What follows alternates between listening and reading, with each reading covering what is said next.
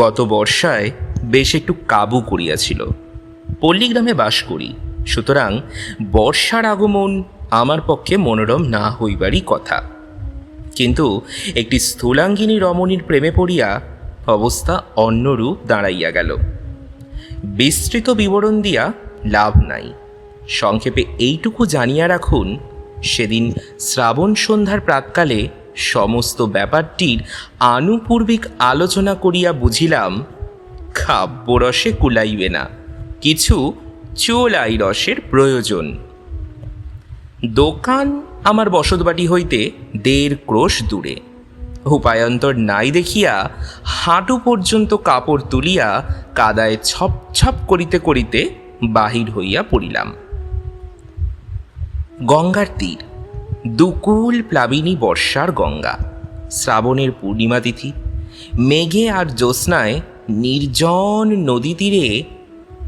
যাক, বর্ণনা করিয়া সময় নষ্ট করিব না। সে আর আমি মুখোমুখি বসিয়াছিলাম।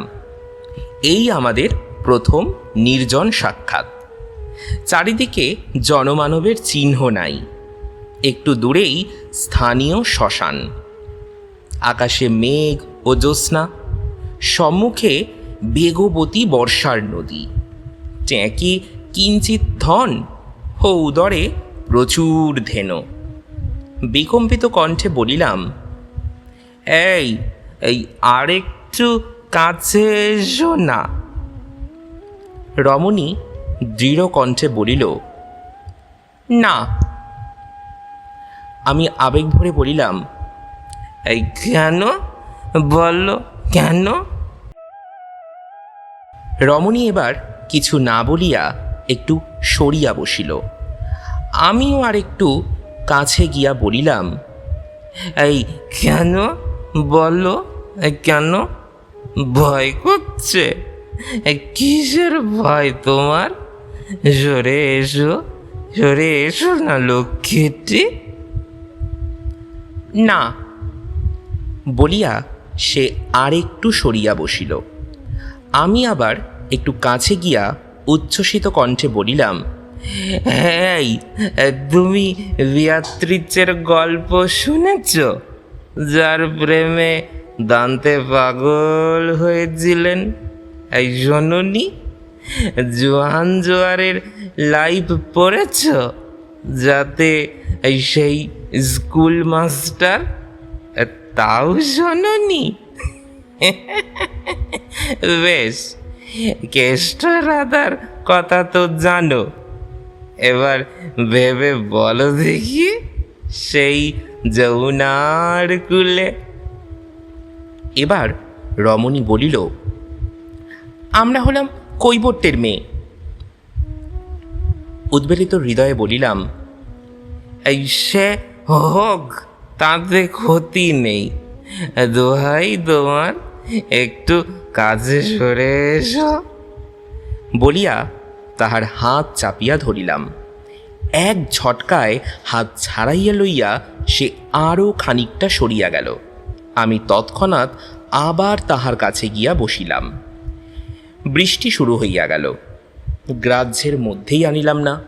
বলিলাম, এই দেখো, জীবন খুব ছোট্ট, এই ক্ষুদ্র জীবনে আজ যে শুভ মুহূর্তটি এসেছে, তাকে নষ্ট করো না, শুনছ? যত টাকা লাগে, এই শুনছ? রমণী কিছু বলিল না, হাত ধরিতেই কিন্তু আবার সরিয়া বসিল। আমি সরিয়া গেলাম। শ্রাবণের আকাশ ভাঙিয়া পড়িল, রমণী কিন্তু ভিজিল না। তখন মনে হইল গান গাহিয়া দেখি যদি কিছু হয়।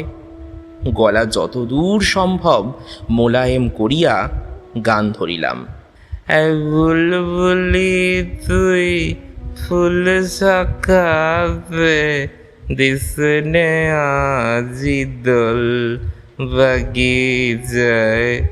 হঠাৎ দেখি সে কাঁধ হইতেছে।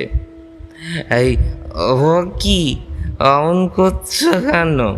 ঝপাং করিয়া ধস ভাঙিল। হিসাব করিয়া দেখিলাম 3.5 সেকেন্ডে স্থূলাঙ্গিনী আমার কণ্ঠলগ্ন অবস্থায় ছিল। এত দুপলক্ষে আমরা উভয়েই স্থূল দেহ ত্যাগ করিয়া সূক্ষ্ম দেহ ধারণ করিয়াছি, কিন্তু স্থূলের স্মৃতিটি আজিও মর্মে হুলের মতো বিধিয়া আছে। খনিকা খাস্তগিরের মস্তকে বজ্রপাত হইয়াছে, এখনো কিন্তু সে মরে নাই।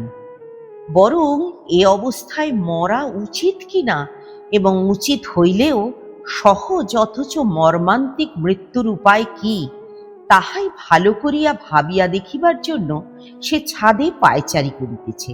কেরোসিন তেল, গলায় দড়ি, পুকুরে ডোবা, এমনকি সাইনাইড পর্যন্ত নিতান্ত মামুলি হইয়া পড়িয়াছে। যক্ষার জীবাণু শুকিলে হয় না। হঠাৎ পিছনে রমেশবাবুর চটির শব্দ। খন্তু, এখানে আছিস? এই যে, আচ্ছা কি ছেলে মানুষ বলতো তুই? খনিকা কোনো কথা কহিল না। রমেশবাবু বলিলেন, কথা বলছিস না যে? আমি কি এক্ষুনি তোর সঙ্গে ওর বিয়ে দিয়ে দেব? কথাটা ভেবে দেখতে দোষ কি? খনিকা বলিল, তুমি যে বাবা শেষকালে আমাকে একটা দোজবরের হাতে দেবে এ কথা ভাবতেও পারি না। রমেশবাবু বলিলেন, বেশ তো, তাকে নাই করলি বিয়ে। আমার ছেলেটিকে ভালো লাগলো তাই বলছিলাম। বিদ্বান, বড় চাকরি করে, চমৎকার স্বাস্থ্য, ছেলে পিলে কিছু নেই, লই বা দ্বিতীয় পক্ষ। বেশ তো বাবু, তোর পছন্দ না হয় করিস না বিয়ে, এখন শুবি চল। তোরা লেখাপড়া শিখে শুধু টনসিল দুটোই বড় করেছিস, বুদ্ধি কিছু বাড়েনি। মাতৃভাবাপন্ন রমেশবাবু তাহার মাতৃহীন কন্যাকে লইয়া নিচে নামিয়া গেলেন। বলিতে ভুলিয়াছি, প্রথমেই বলা উচিত ছিল, খনিকা খাস্তগির ইংরেজিতে অনার্স লইয়া বিএ পাশ করিয়াছেন। প্রধান মাসিক পত্রগুলিতে তাহার ছবি ছাপা হইয়া গিয়াছে। খনিকা পরদিন বান্ধবী সুজাতাকে বলিল, যাক, খুব ভাঁড়াটা কেটে গেল। লোকটার আক্কেলকে বলি হারি যাই। বউ মরতে না মরতে অমনি বিয়ের তাড়া পড়েছি। পুরুষগুলো আমাদের দেখছি সিগারেটের সামিল করে তুলেছে। একটা ফুরোতে না ফুরোতে আর একটা ধরানো চাই। এ ভদ্রলোক যেন আরো ব্যস্ত বাগিস, যেন আগের স্ত্রীর চিতার আগুন থেকেই দ্বিতীয় বিয়ের হোমের কাঠগুলো ধরিয়ে নিতে চান। সুজাতা জিজ্ঞাসা করিল, ব্যাপার কি? ভদ্রলোক কে? খনিকা উত্তর দিল, ভদ্রলোকের নাম অজয় কুমার বোস, সরকারি চাকরি করেন, কবিতাও লেখেন, কাব্যরস একটু বেশি মাত্রায়। সুজাতা কহিল, তাই নাকি? খনিকার উত্তেজনা তখনও কমে নাই। সে বলিয়া চলিল, আমার তো মনে হয় আইন করে এসব বিয়ে বন্ধ করা উচিত। সুজাতা কিছু বলিল না। সুজাতা তখন কিছু বলিল না বটে, কিন্তু এ সম্বন্ধে তাহার আইন জ্ঞান সে হাতে কলমে বুঝাইয়া দিল। মাসখানেক পরে সুজাতা দেবীর সহিত অজয় বোসের শুভ বিবাহে নিমন্ত্রণ লিপি পরিচিত মহলে বিতরিত হইতে লাগিল। বন্ধুর স্বামী, আলাপ হইলই। একদিন কথায় কথায় হাসিতে হাসিতে খনিকা অজয়বাবুকে কহিল, ছেলেবেলায় আপনি ট্রাই ট্রাই আগেন কবিতাটি ভালো করে পড়েছিলেন দেখছি। অজয়বাবু বলিলেন, সে তো পড়েইছি, তাছাড়া কি জানেন, প্রথম স্ত্রী মারা যাওয়ার পর বড় বড় লোক এসে দিন রাত অনুরোধ করতে শুরু করলেন। কি করি বলুন, নিজের তাগিদ তো ছিলই। খনিকা সবিস্ময়ে প্রশ্ন করিল, বড় বড় লোক মানে? এই ধরুন না কেন, যুগ্মপত্নীর স্বামী যাজ্ঞবল্ক্য থেকে শুরু করে শেলি, বায়রন, মোপাসা, রবীন্দ্রনাথ সবারই স্বনির্বন্ধ অনুরোধ। এমনকি আমাদের সত্যেন দত্ত পর্যন্ত বললেন। কে গেছে, কে যায় আর, অত শত ভাবনার ফুরসত নেই আজ, নেই বন্ধু। ওই যে ওমর খৈয়াম আপনি বিয়েতে উপহার দিয়েছেন, সে ভদ্রলোক তো নাছোড়। এখন ভেবে দেখুন, ভদ্রভাবে ওদের অনুরোধ রক্ষা করতে হলে আমাদের মতো গরিব লোকের বিয়ে করা ছাড়া উপায় কি? আর অক্তিম কর্ণমূল লইয়া খনিকা বলিল, থামুন থামুন, আপনাদের বোঝা গেছে। কিন্তু অজয়ের সপ্রতিভ সরস উত্তরটা সে মনে মনে উপভোগ না করিয়া পারিল না। লোকটি রসিক, সুজাতা সুখী হইবে।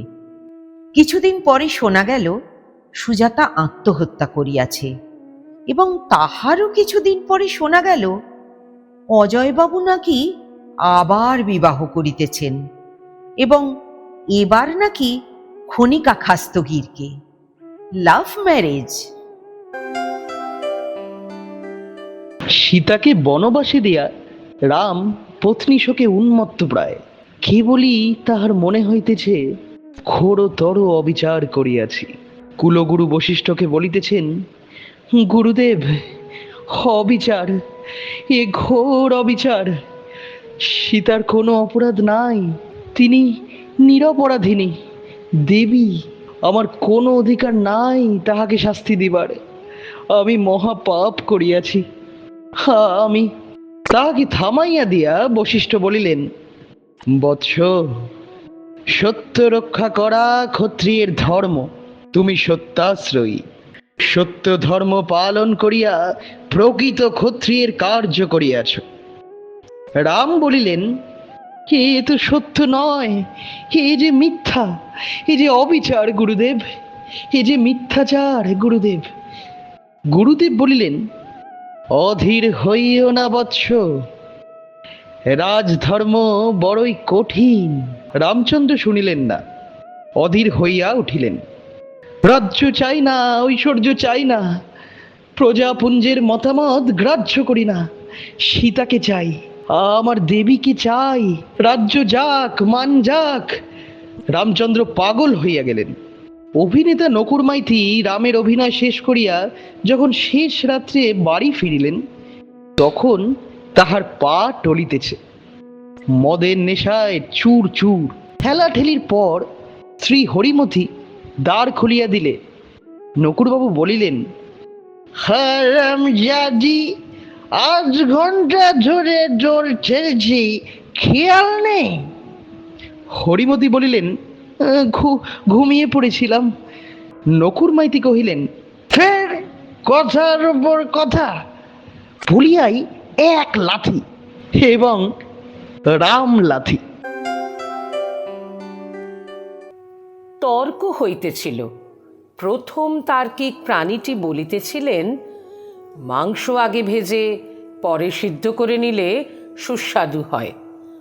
দ্বিতীয়টি তৎক্ষণাৎ প্রতিবাদ করিলেন, বলিলেন, মাংস আগে ভাজলে পরে সিদ্ধ হওয়া শক্ত, সেজন্য মাংস আগে সুসিদ্ধ হলে পরে ঝোলটা মেরে ভাজা ভাজা করে নিলেই ভালো হয়। তুমি জানো না? আমি জানি না। মাংস তো ভাজা উচিতই, মশলাও ভাজা উচিত। পাক প্রণালীতে ও কথা লেখে না। পাক প্রণালীর কথা রেখে দাও। বড় বড় বাবুর্চির মুখে আমি শুনেছি মাংসটা আগে সিদ্ধ। পাক প্রণালীর কথা তুমি মানতে চাও না? না। কেন, শুনতে পাই কি? কারণ নানা পাক প্রণালীর নানা মত, সুতরাং বাবুর্চিরা যারা নিত্য রাঁধছে তাদের কথাই প্রামাণ্য। প্রথম তার্কিক একটু থতমত খাইয়া গেলেন, কিন্তু তৎক্ষণাৎ তাহার বুদ্ধি খুলিল। সব বাবুর্চি তো সব সময় একমত নয়। যেসব বাবুর্চিরা মাংস আগে ভাজতে চায় তারা বাবুর্চি নয়, বেকুব। জাপানে কি করে শুনবে? প্রথম তার্কিক ধৈর্য হারাইলেন। তিনি বলিয়া উঠিলেন, জাপান টাপান বুঝি না, তুমি বাবুর্চির অপমান করবার কে? অভদ্র কোথাকার! কি, যত বড় মুখ নয় তত বড় কথা। নিজে দুনিয়ার কোনো খবর রাখবে না, আবার ফদর ফদর করে তর্ক করতে আসে। বেকুব! ফের বেকুব বলছো? ক্রমাগত বলবো। তবে রে, তবে রে। তর্ক যুদ্ধে পরিণত হইল। একটি শৃগাল অনতি দূরে বসিয়া তর্ক প্রগতি উপভোগ করিতেছিল। উভয়কে সমরোন্মুখ দেখিয়া হাস্যস্বরে কহিল, পুঙ্গবদয়, তোমরা উভয়েই নিরামিষভোজী। আমিষ বিষয়ক তর্কে লিপ্ত হইয়া অনর্থক গোলমাল দাঙ্গা করিতেছ কেন? তোমাদের প্রভু জাগরিত হইলে মুশকিলে পড়িবে। শৃগালের কথা তাহারা শুনিল না। পরস্পর শিঙে শিঙে লাগাইয়া ঘোর নাদে যুদ্ধ করিতে লাগিল।